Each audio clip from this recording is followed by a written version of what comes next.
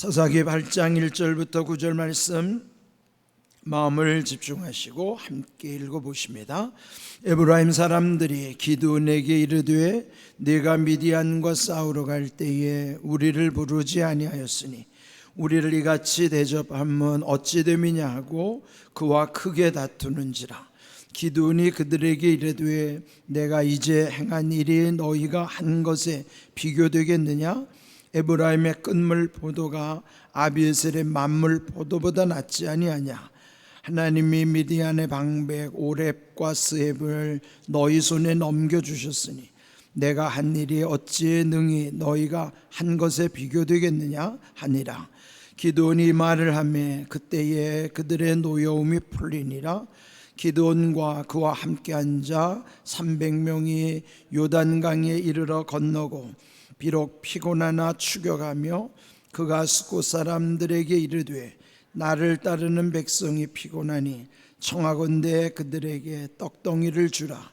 나는 미디안의 왕들인 세바와 살문나의 뒤를 추격하고 있노라 하니 스곳의 방백들이 이르되 세바와 살문나의 손이 지금 내 손 안에 있다는 거냐?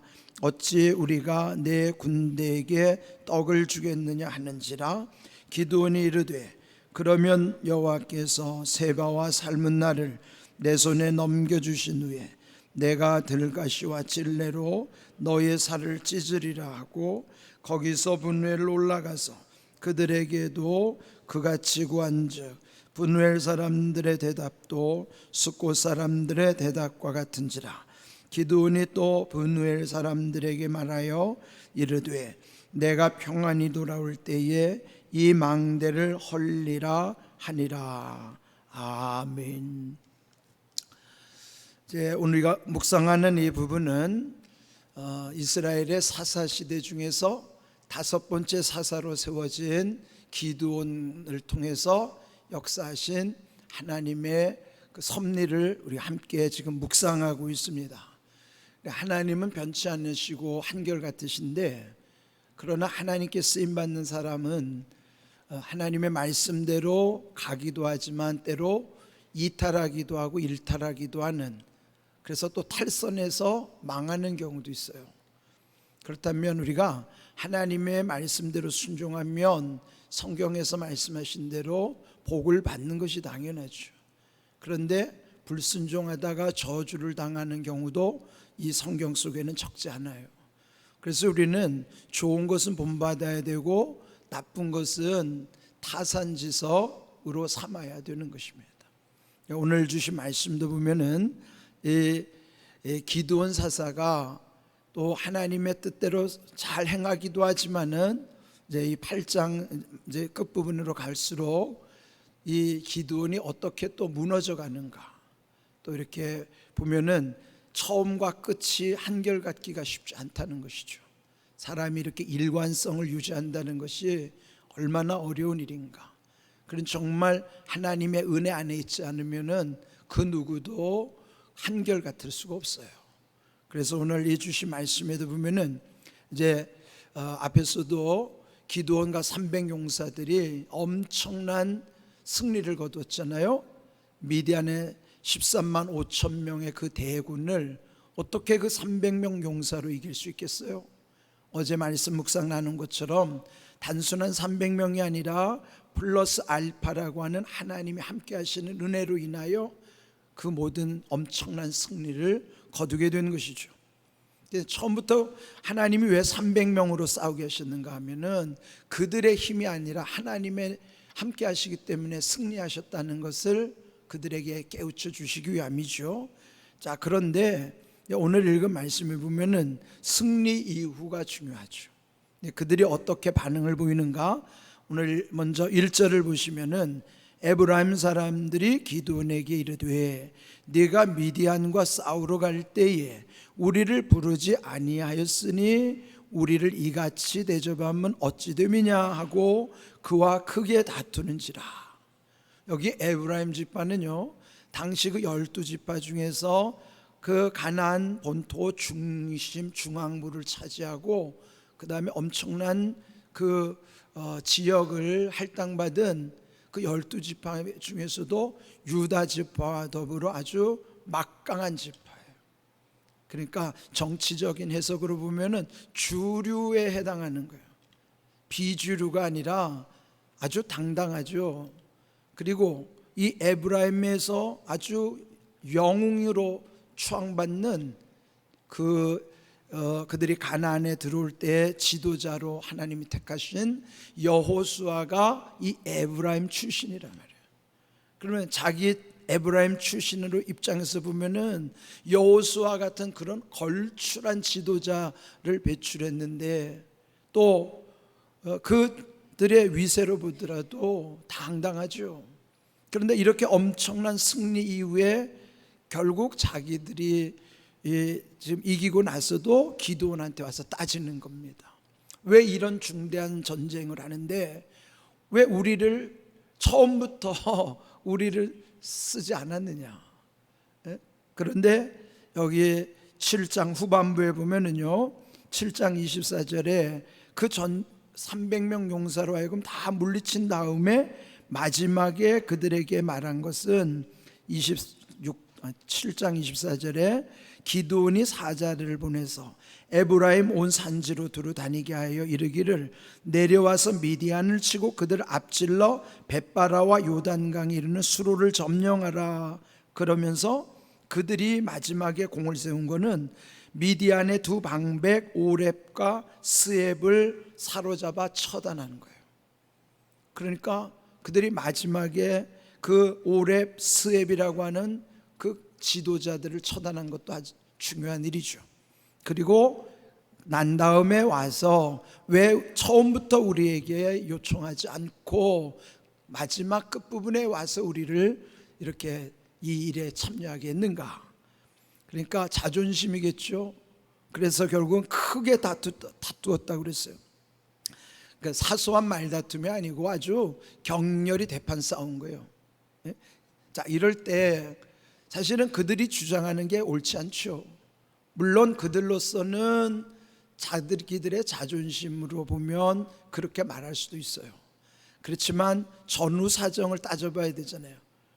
당시 기드온으로 하나님이 지도자로 삼았으면은 기드온이 그렇게 한 이유를 먼저 알아봐야 될 거 아니겠어요? 그리고 기드온의 입장에서도 이미 하나님의 명을 받았으니 300명으로 싸우라는 게 하나님의 뜻이죠. 그 누구도 개입지 못하도록. 그런데 그 사정에 대해서 기드온이 변명하지 않아요. 그러니까 여러분 우리가 무슨 일을 할 때 보면은 참 속상할 때 있잖아요. 말도 안 되는 건 가지고 와서 따지고 든다든지 그러면 여러분 속상하죠. 여러분의 진심과 상관없이 그냥 오해를 하면서 와서 이렇게 크게 격렬히 따지고 대판 싸우려고 하면 얼마나 속상해요. 되게 그럴 때는 변명하기 쉽잖아요. 아, 이렇고 저렇고 그렇고 뭐 어떤 그런 변명 기드온이 하지 않아요. 2절에 보면 오히려 기드온이 그렇게 하는 이들에게 말하기를 내가 이제 행한 일이 너희가 한 것에 비교되겠느냐? 에브라임의 끝물 포도가 아비에셀의 만물보다 낫지 아니하느냐? 그러니까 당신들이 마지막에 그 오렙과 스앱을 사로잡아 처단한 일, 그게 엄청 중요한 일이란 말이죠. 그러면서 말하기를 에브라임의 끝물 포도가 아비에셀의 만물 포도보다 낫다. 그러면 만물이라는 게 뭐예요? 추수할 때 시작부터 끝물은 뭐예요? 뒤에 남는 찌끄러기 말이에요.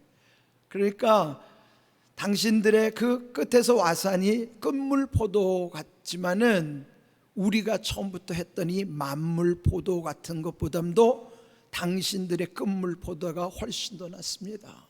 그럼 뭐요? 당신들이 한 일이 엄청 중요한 일이라는 거예요. 그렇게 그들의 하는 일을 인정해 주면서 그럴 때 또 3절 하나님이 미디안의 방백 오렙과 스앱을 너희 손에 넘겨주셨으니 내가 한 일이 어찌 능히 너희가 한 것에 비교되겠느냐? 이렇게 말할 때에 그들의 노여움이 풀렸다 하는 거예요. 자, 이제 이 부분은 참 기도원의 훌륭한 면이죠. 예?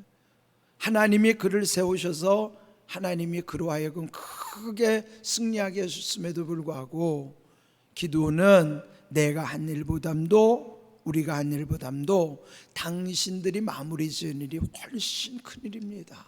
큰 공적을 세웠습니다 라고 그렇게 인정하는 거예요. 그러니까 무슨 일을 하든지 자기를 드러내려고 하는 것이 우리 본능이잖아요. 조금하고도 크게 한 것처럼 생색내는데, 그런데 미디아는 큰 일을 하고도 오히려 마지막에 따지는 사람들이 당신들의 공입니다 라고 그렇게 돌릴 수 있는 거예요. 얼마나 중요해요.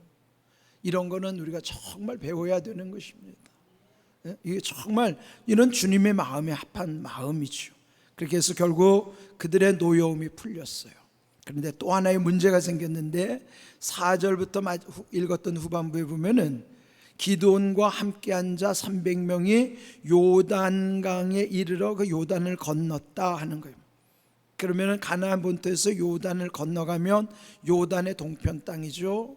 예전에 그들이 가나안에 들어오기 전에 건넜던 요단강을 건너서 그 동편으로 갔던 것이죠. 네, 그럴 때 거기에 두 부족이 있었어요. 네, 여기에 가서 그들이 지금 얼마나 지쳐 있겠습니까? 4절 끝에 보면은 비록 피곤하나 추격하며, 얼마나 목마르고 배고프고 힘이 없고 지쳐 있는 상태겠어요. 그래서 그들이 머무른 숫곳에 이르러서 그 숫곳 사람들에게 말하기를 이렇게 지친 백성들이 피곤하니 청하건대 그들에게 떡덩이를 주라. 나는 미디안 왕들인 세바와 살문나의 뒤를 추격하고 있노라. 그러니까 지금 마지막 왕들을 잡아야 되잖아요. 그러니까 세바와 살문나 왕을 추격하고 있는 중이니까 지쳐있는 이 300명 용사에게 먹을 떡을 좀 제공하라는 거예요. 그렇다면은 같은 민족으로서 그렇게 도와야 되는 거 당연하죠. 그렇지만은 이 기드온의 요청을 무시합니다. 6절, 오히려 그 지도자들이 말하기를 세바와 살문나의 손이 지금 네 손 안에 있다는 거냐? 어찌 우리가 네 군대에게 떡을 주겠느냐? 그러니까 세바와 살문나 왕이 그 미디안의 왕들인데 그들이 아직도 살아있다면 만약에 그 후환을 우리가 어떻게 감당할 것이냐 이 말이에요. 아직도 기드온에 대한 신뢰가 없고, 만일 우리가 너희를 도왔다가 나중에 세바와 살문나 왕이 우리에게 복수를 한다면 후환이 두려운 거예요. 그러니까 자기 민족의 이름에도 불구하고 오히려 두려운 마음을 가지고 그 떡을 주지 않는 것이죠. 그러니까 이 기드온에 얼마나 또 속이 상하겠습니까? 그래서 말하기를 여기 7절, 기드온이 이르되 그러면 여호와께서 세바와 살문나를 내 손에 넘겨주신 후에 내가 들가시와 찔레로 너희 살을 찢으리라. 이게 뭐예요? 만약에 지금 너희가 말한 대로 만약 우리가 세바와 살문나를 죽인 다음에 하나님이 그들을 우리 손에 붙인다면 다시 돌아와 가지고 너희들이 이렇게 하지 않은 거에 대해서 그거를 심판하겠다는 거예요. 예? 여기 들가시와 찔레로 너희 살을 찢으리라는, 다 어떻게 하겠다는, 죽이겠다는 거예요. 얼마나 물론 격하니까 이렇게 표현할 수도 있겠지만, 그러나 이것은 또 우리가 주일날 말씀 나누는 것처럼 사람의 생명을 이렇게 쉽게 다루면 이거는 하나님 기뻐하시지 않죠. 이런 부분은 기드온에게 있어서 이거는 심한 문제고, 우리도 이런 거는 경각심을 삼아야 됩니다. 그래서 또 다시 다른 부족에게로 갔어요. 8절에 보면은 부두엘로 올라갔어요. 그 다음 그 부두엘 사람들에게도 똑같이 부탁을 했는데 그들도 대답이 앞에 숫곳 사람들과 똑같은 거예요. 거절하는 거예요. 그래서 이번에도 그 브누엘 사람들에게 말하기를 9절에 이르되 우리가 평안히 돌아올 때, 그러니까 승리하고 돌아올 때에 이 망대를 헐리라. 그러니까 이 망대를 헐어버리겠다는 거예요. 그러면은 이 기드온의 입장에서는 숫곳과 브누엘 사람들은 그 가나안 동편에 있는 지파로 따지면 갓지파 사람들이에요. 그러니까 비협조하는 것에 대해서 얼마나 여러분 이것도 같은 민족으로 보면은 이거는 사실 그 자체가 적대 행위죠. 그러니까 일면 이 기드온의 심정을 이해할 수는 있지만은 그렇다고 해서 그가 하는 모든 행위를 가지고 이거를 우리가 그렇게 우리도 잘했다고 말할 수는 없는 거예요. 또 하나 뭐냐면은 직전에 에브라임 사람들이 왔을 때는 고분고분했는데 이 갓지파 비주르 사람들에게는 너무도 엄청난 행세를 부리는 거예요. 그러니까 이게 무슨 뜻인가 하면 처음부터 기드온은 소심한 사람이고 좀 겁이 많았다 그랬죠. 그런 사람의 특징이 뭐죠? 강한 자에게 약하고 약한 자에게 강한 거예요. 이게 대부분 못난 사람들의 모습이죠. 강한 사람 앞에 비굴하고 약한 사람한테는 괜히 으스대고 아주 기세를 부리는 거. 이 모습이 기드온의 모습이에요 지금. 그러니까 우리도 그래요.